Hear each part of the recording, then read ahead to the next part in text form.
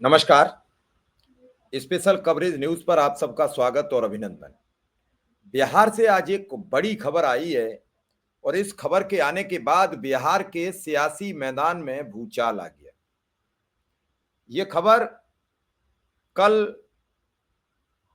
कांग्रेस के प्रवक्ता पवन खेड़ा ने बताई। उन्होंने बाकायदा वीडियो जारी करके ये खबर बताई, पत्रकार वार्ता में बताई। ऐसी भी नहीं थी कि गुपचुप बताई हो, लेकिन जो आरोप लगाया वो बड़ा गंभीर था। उनका आरोप था कि अमित शाह जिस होटल में रुके हैं उस होटल के लिफ्ट तक के सीसीटीवी कैमरों पर कागज लगाए जाते। मुझे नहीं मालूम कि वो देश के गृह मंत्री हैं और तेज तर्रार गृह मंत्रियों में गिने जाते हैं, तो उनके पास कोई थ्रेट हो इसलिए लगाए जाते हो, या उनसे जो मिलने आते हैं उन्हें छुपाने के लिए ये कागज लगाए गए हैं, मुझे नहीं मालूम। लेकिन पवन खेड़ा के कहने का मकसद यही था कि जहां वो आ रहे हैं वहां उनसे मिलने जो लोग आ रहे हैं उनकी पहचान छुपाने के उद्देश्य से इन कैमराओं पर सीसीटीवी फुटेज लगाई गई।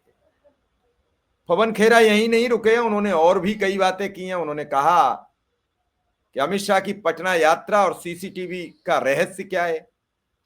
कांग्रेस ने गुपचुप बैठकों पर गंभीर सवाल उठाए हैं।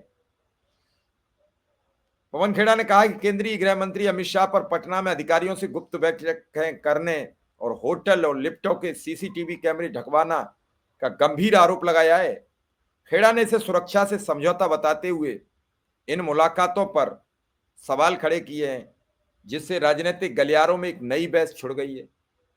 इस नई बहस पे चलने से पहले मैं आपको वो पवन खेड़ा का वीडियो सुनाना चाहूंगा, ताकि लोगों में जरा सा भी संशय न रहे, क्योंकि तथ्यात्मक बात तो सबूतों के आधार पर ही होती है।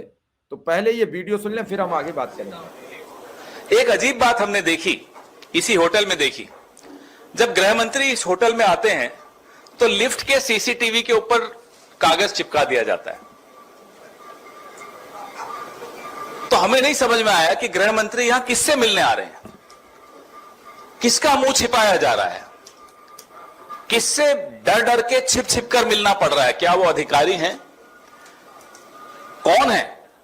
इसका जवाब हम उम्मीद करते हैं गृह मंत्री देंगे। चलिए, आप ट्रैफिक रोक देते हो, लिफ्ट्स रोक देते हो, रास्ते बंद कर देते हो, सब मंजूर है।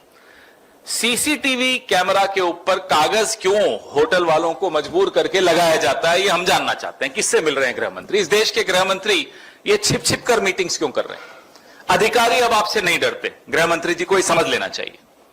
तो अधिकारी अगर आपसे मिल भी रहे हैं, हमारी जानकारी में रहता है, वो अधिकारी हमें भी बता देते हैं कि साहब गृह मंत्री ने बुलाया, धमकाया, हड़काया, जो भी किया हमें बता देते हैं। सीसीटीवी के ऊपर, जो कि सुरक्षा के साथ, इस होटल में और लोग भी रह रहे हैं, उन सबकी सुरक्षा के साथ भी खिलवाड़ है। यह जानकारी हम उम्मीद करते हैं कि आप सब साथी अगली बार गृह मंत्री मुखातिब हो आपसे तो पूछिएगा कि आप ऐसे कौन सी मीटिंग्स करते हो जो आपको छिप छिप कर करनी पड़ती है, खुलकर क्यों नहीं करते मीटिंग्स? किससे डरते हो?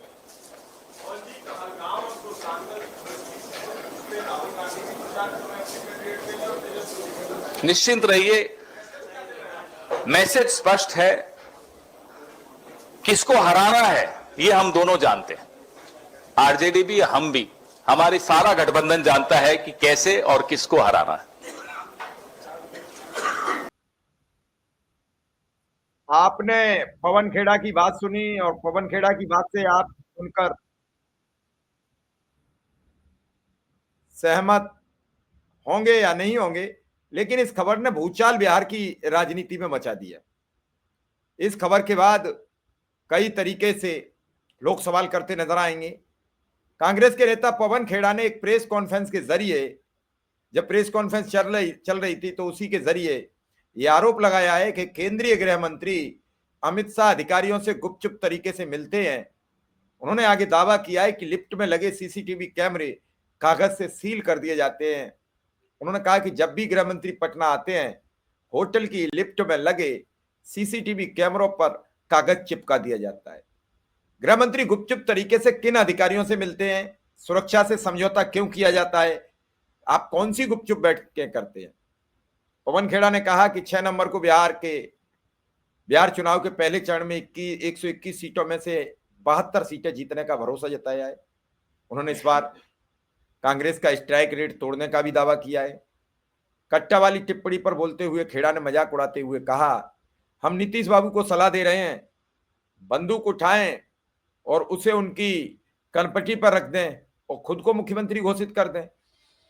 इससे पहले पवन खेड़ा ने आरोप लगाया था कि पीढ़ियों से वोट डालते आ रहे लोगों के नाम बिहार चुनाव के पहले चरण में मतदाता सूची से हटा दिए गए हैं। उन्होंने भारतीय जनता पार्टी और भारत निर्वाचन आयोग पर हरियाणा में वोटों में हेराफेरी करने की कथित तौर पर मिलकर काम करने का आरोप लगाया है। उन्होंने कहा, हमें अपने कार्यकर्ताओं से शिकायतें मिली कि जो लोग पीढ़ियों से वोट डालते आ रहे हैं उनके नाम मतदाता सूची से हटा दिए गए हैं। पूरे देश ने देखा कि बिहार में एसआईआर एक फ्लॉप शो था।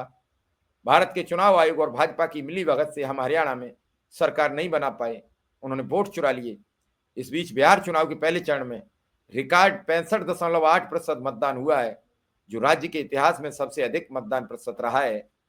अब देखना है कि किसकी सरकार बनेगी। हम पूरी तरीके से मुतमईन हैं।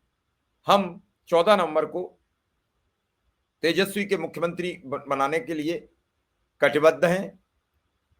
हम सरकार बनाएंगे, तेजस्वी मुख्यमंत्री बनेंगे। हालांकि तेजस्वी यादव पहले ही कह चुके हैं कि हम 18 तारीख को शपथ ग्रहण करेंगे और 26 नवंबर से लेके 26 जनवरी के बीच जो खरमास का टाइम चलेगा, उसके दौरान चाहे कितना भी बड़ा अपराधी हो, कितना भी बड़ा गुंडा हो, वो जेल के सींकचों के अंदर नजर आएगा और वो अपराधी अपराध मुक्त बिहार में नजर नहीं आएगा, तो बिहार अपराध मुक्त होती नजर आएगी। ये सब चीजें बड़ी तेजी से आज तेजस्वी ने कई दिनों से कही हैं। आज चुनाव का प्रचार का अंतिम दिन है।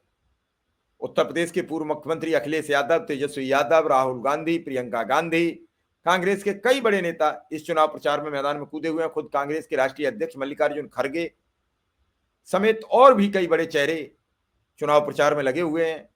तो वहीं बीजेपी की ओर से गृह मंत्री अमित शाह, प्रधानमंत्री नरेंद्र मोदी, मुख्यमंत्री योगी आदित्यनाथ और भी कई राज्यों के मुख्यमंत्री बिहार में जमकर चुनाव प्रचार कर रहे हैं।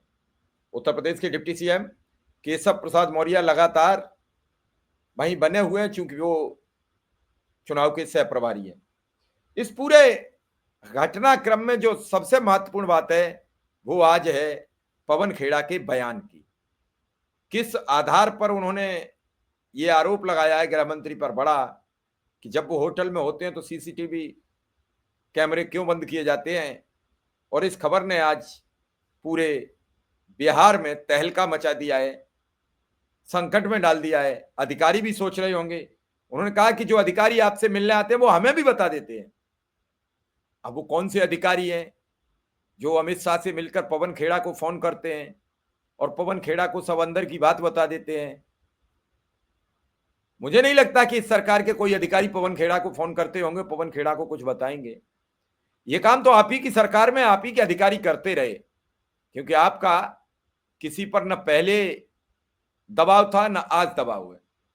आपके नेता आपके खिलाफ रोज बयानबाजी करते हैं, आपकी पार्टी के खिलाफ बयानबाजी करते हैं। आप उन्हीं का कुछ नहीं बिगाड़ सकते हो, तो आप दूसरे दलों से क्या उम्मीद रखोगे खेड़ा साहब? आपकी तो पार्टी में आप ही की बात को लोग नहीं मानते हैं। आए दिन स्लीपर सेल की चर्चा होती है, तो वो कौन स्लीपर सेल है जो अब तक कांग्रेस तय नहीं कर पाई है, उनके खिलाफ कार्रवाई नहीं कर पा रही है? क्या वजह है? आपकी पार्टी कई सांसद, कई विधायक आपकी पार्टी के खिलाफ बयानबाजी कर देते हैं, आप उन्हें नोटिस तक नहीं थमा पाते हो। वो दौर भी देखा कि तब मल्लिकार्जुन खड़गे जी अध्यक्ष नहीं थे, राजस्थान में गए थे अशोक गहलोत सरकार की, जब उठापटक मची थी तब बात करने, तो उन्हें विधायकों से नहीं मिलने दिया गया। राजीव शुक्ला जी साथ थे। सब राजनीतिक दलों का एक ही जैसा चरित्र है और दूसरे के चरित्र पे उंगली उठाने के लिए सबसे आगे आते हैं। हालांकि ये उनका अंदर का मामला है, हमें क्या लेना देना है, लेकिन उनका एक बड़ा बयान है और इस बयान को लेकर कितनी सरगर्मी बढ़ेगी ये हम देखेंगे, समझेंगे। फिलहाल इस खबर में इतना ही, फिर मिलेंगे। धन्यवाद, नमस्कार।